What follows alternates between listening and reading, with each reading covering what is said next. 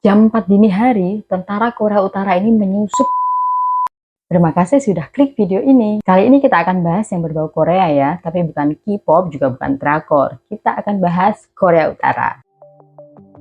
Kalau dengar tentang Korea Utara tuh rasanya kayak ada deg-degannya sama ngeri-ngerinya gitu ya. Tapi siapa sangka negara yang sangat tertutup dengan pergaulan internasional ini ternyata punya hubungan yang spesial sama Indonesia loh. Kok bisa ya? Ayo kita bahas saja, hanya di Global Genius Network. Secara resmi, Korea Utara ini bernama Republik Rakyat Demokratik Korea atau yang disingkat DPRK.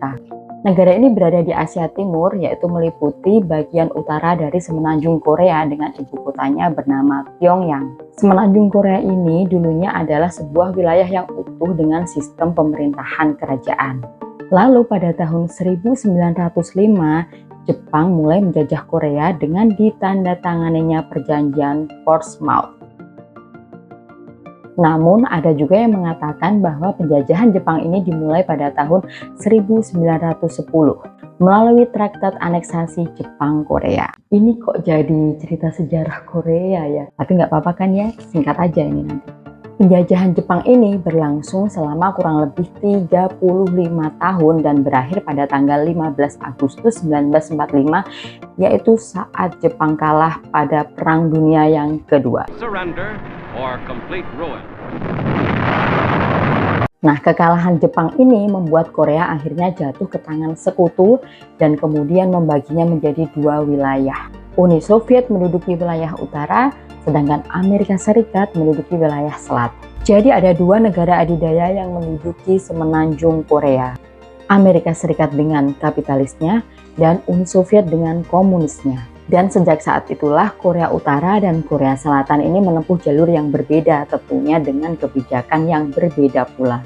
Korea Utara dengan rezim komunisnya yang didirikan oleh Uni Soviet, sedangkan Korea Selatan membentuk pemerintahan militer yang didukung oleh Amerika Serikat. Nah, di sini banyak masyarakat kelas menengah di wilayah utara yang mengungsi atau melarikan diri ke selatan. Padahal saat itu kebijakan yang dibuat oleh Uni Soviet itu sangat populer loh di kalangan pekerja dan para petani. Dan dengan kejadian ini Amerika Serikat makin pede nih karena dia merasa bahwa rakyat yang berada di Korea Utara ini berada di pihaknya. Ini membuat Amerika Serikat akhirnya pada tahun 1948 mengusulkan untuk diadakan pemungutan suara kepada seluruh masyarakat Korea. Tujuannya adalah agar masyarakat Korea ini bisa memutuskan bagaimana nasib dari semenanjung tersebut. Tapi sayangnya Korea Utara ini menolak untuk berpartisipasi pada pemungutan suara tersebut, yang akhirnya membuat Korea Selatan mendirikan pemerintahnya sendiri yang bernama Republik Korea dengan ibu kota di Seoul yang dipimpin oleh Syngman Rhee. Nah, Syngman Rhee ini adalah seorang tokoh yang sangat anti-komunis. Dan Korea Utara ini tentunya juga nggak mau kalah. Mereka akhirnya mendirikan sebuah pemerintahan yang bernama Republik Rakyat Demokratik Korea atau yang disingkat DPRK dengan ibu kotanya di Pyongyang. Dan pemerintahan DPRK ini dipimpin oleh Kim Il-sung, yakni seorang pejuang gerilya yang beraliran komunis. FYI, Kim Il-sung ini adalah kakek dari Kim Jong-un. Tahu kan Kim Jong-un siapa?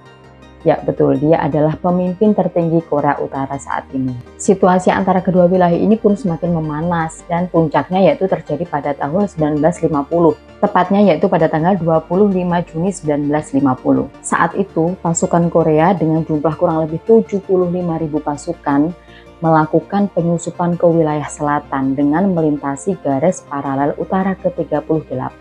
FYI lagi nih, garis paralel utara ke-38 ini adalah garis lintang yang secara kasar membagi semenanjung Korea menjadi dua wilayah, yaitu wilayah utara dan wilayah selatan, atau garis yang menjadi batas antara Korea Utara dengan Korea Selatan. Jadi pasukan Korea Utara ini menyusup dengan melewati garis batas antara kedua wilayah tersebut, dan ini dilakukan saat tentara Korea Selatan dalam keadaan lengah.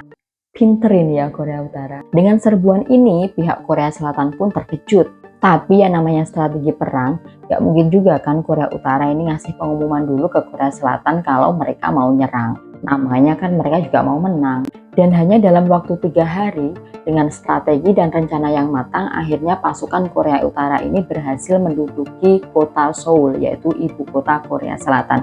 Dan mereka melakukan invasi besar-besaran ke seluruh wilayah yang ada di Korea Selatan. Korean forces crossed the 38th parallel with a massive invasion into South Korea. They launched their main effort toward the capital city of Seoul, capturing. Meletusnya perang Korea ini tentunya mengejutkan dunia, dan Amerika Serikat pun ini turun untuk ikut membantu Korea Selatan dalam melawan Korea Utara. Dan PBB atas usulan dari Amerika Serikat mendesak Korea Utara untuk menghentikan perang dan menarik pasukannya dari garis batas paralel ke-38. Dan kalau Korea Utara ini nggak mau nurut, maka PBB akan turun tangan untuk membantu Korea Selatan. Selama 3 bulan berperang ini, Korea Selatan selalu mengalami kekalahan dan Korea Utara ini selalu unggul. Salah satu sebabnya yaitu pimpinan Korea Utara yaitu Kim Il-sung. Dia berjanji kepada rakyat Korea bahwa dia akan menyatukan Korea. Dan dengan janji ini akhirnya pihak Korea Utara dan Uni Soviet pun mendapatkan simpati dari rakyat Korea Selatan. Namun pada tanggal 26 September 1950, Korea Selatan ini berhasil merebut kembali kota Seoul dan juga beberapa wilayah sampai melewati batas garis paralel ke-38. Dan ini adalah tanda dari kekalahan Korea Utara dan juga Uni Soviet. Nah, Cina ini sebagai sekutunya mendengar hal ini dan akhirnya dia pun juga ikut turun tangan untuk membantu Korea Utara melawan Korea Selatan. Jadi di pihak Korea Utara ini ada Cina dan juga Uni Soviet, sedangkan di pihak selatan ada Amerika Serikat, PBB dan juga beberapa negara lain seperti Inggris, Belanda, Thailand, India, Perancis, Belgia, Swedia, dan masih banyak lagi.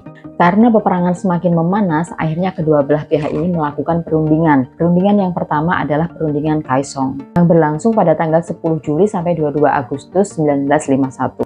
Namun perundingan ini gagal karena kedua belah pihak ini tidak ada yang mau mengalah, mereka saling menuduh dan tidak mau menghormati satu sama lain. Setelah perundingan tersebut gagal, mereka pun akhirnya melakukan perundingan lagi yang dinamakan sebagai perundingan Panmunjom yang dilaksanakan pada tanggal 25 Oktober 1951 sampai 27 Juni 1953. Dan ini adalah perundingan terlama yang berlangsung hampir 2 tahun. Pada perundingan Panmunjom ini akhirnya dicapai sebuah kesepakatan mengenai garis demarkasi antara dua wilayah yang akhirnya menjadi daerah bebas militer. Lalu pada tanggal 27 Juli 1953 ditandatanganilah perjanjian gencatan senjata yang mengakhiri 3 tahun perang Korea dengan tidak ada pihak yang kalah ataupun pihak yang menang. Meskipun tidak ada yang kalah dan juga tidak ada yang menang, namun perang Korea ini telah menelan banyak jiwa. Tidak hanya dari kedua belah pihak, tapi PBB pun juga menderita kerugian yang sangat besar.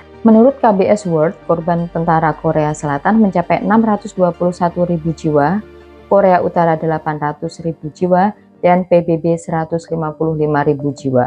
Sekarang kita lanjut ke hubungan Korea Utara dengan Indonesia. Setelah Perang Dunia berakhir, muncullah dua blok yang dinamakan Blok Barat dan Blok Timur. Blok Barat beranggotakan negara-negara penganut paham liberalis demokratis seperti Amerika Serikat, Inggris, Perancis, Belanda, dan masih banyak lagi yang lain. Sedangkan Blok Timur beranggotakan negara-negara penganut paham sosialis komunis seperti Uni Soviet, Rumania, Cekoslovakia, dan Jerman Timur. Di luar negara yang masuk ke dalam blok barat dan blok timur tersebut, terdapat beberapa negara yang ingin bersikap netral saja dan akhirnya membentuk gerakan non-blok. Dan salah satu pendiri gerakan non-blok ini adalah Indonesia. Namun Insinyur Soekarno yang saat itu adalah Presiden Republik Indonesia justru lebih sering menjalin komunikasi dengan negara-negara blok timur yang beraliran komunis, salah satunya yaitu dengan Korea Utara. Padahal Indonesia ini adalah salah satu negara penggagas non-blok loh. Kedekatan diplomatik antara Presiden Soekarno dengan pemimpin tertinggi Korea Utara saat itu yaitu Kim Il-sung terlihat dari beberapa kunjungan negara yang mereka lakukan. Di mana Insinyur Soekarno ini berkunjung ke ibu kota Korea Utara yaitu Pyongyang pada November 1964. 2004, yang kemudian dibalas oleh Kim Il Sung dengan kunjungan ke Indonesia selama 10 hari pada bulan April 1965. Saat itu Kim Il Sung didampingi oleh Menteri Luar Negeri Pak Song Chol dan putranya Kim Jong Il. Kedatangan PM Kim disambut hangat oleh Presiden Soekarno beserta ratusan ribu pelajar, ormas, anggota partai, dan juga masyarakat umum di lapangan terbang Kemayoran. PM Kim pun sangat bahagia mendapatkan sambutan tersebut dan mengatakan bahwa Korea Utara siap berjuang bersama Indonesia. 조선인민은 영감하고 견고한 인도네시아 인민과 함께 신구 식민주의의 전국적 붕괴를 위하여 모든 힘을 다하여 투쟁할 것이라고 하셨습니다. Menurut Ermol.id, selama di Indonesia, pemimpin tertinggi Korea Utara tersebut mengikuti berbagai acara, di antaranya yaitu tabur bunga di Taman Makam Pahlawan Kalibata, serta berkunjung ke Bandung dalam rangka memperingati 10 tahun Konferensi Asia Afrika.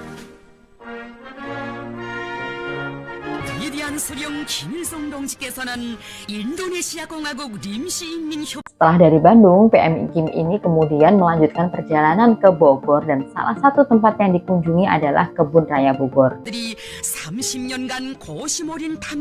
Disinilah Kim Il Sung terpesona dengan sebuah anggrek berwarna ungu yang ada di Kebun Raya Bogor. Ya, mungkin bunga anggrek ini termasuk asing ya bagi Kim Il Sung karena di Korea Utara tidak ada. Presiden Soekarno yang mengetahui hal ini pun akhirnya menghadiahkan anggrek tersebut kepada Kim Il Sung dan menamainya Kim Il Sungia yang merupakan singkatan dari Kim Il Sung Indonesia. Anggrek tersebut kemudian dikirimkan ke Korea Utara untuk dikembangbiakan. Bunga anggrek Kim Il Sungia inilah yang akhirnya menjadi simbol persahabatan antara Indonesia dengan Korea Utara. Di ibu kota Korea Utara sendiri yaitu Pyongyang selalu diadakan festival bunga anggrek Kim Il Sungia setiap bulan April untuk memperingati hari kelahiran Kim Il Sung. Festival bunga Kim Il Sungia resmi dibuka Kamis waktu Pyeongchang. Pesta tahunan ke-19 ini menyambut hari ulang tahun Kim Il Sung yang jatuh pada tanggal 15 April. Jika masih hidup, Il Sung akan berusia 105 tahun. Kita lanjut lagi. Setelah Bogor, Kim Il Sung kemudian mengunjungi Universitas Indonesia atau UI dalam rangka pemberian gelar Doktor Honoris Causa dalam bidang teknik sebagai bentuk penghormatan Indonesia kepada pemimpin tertinggi Korea saat itu. Dari kunjungan ini terlihat betapa akrabnya hubungan antara Indonesia dengan Korea Utara. Nah, menurut kalian bagaimana? Bukankah begitu? Terima kasih telah menonton video ini. Jangan lupa untuk like, subscribe, dan nyalakan lonceng notifikasinya agar tidak ketinggalan video menarik dari kami. Sampai jumpa di video selanjutnya.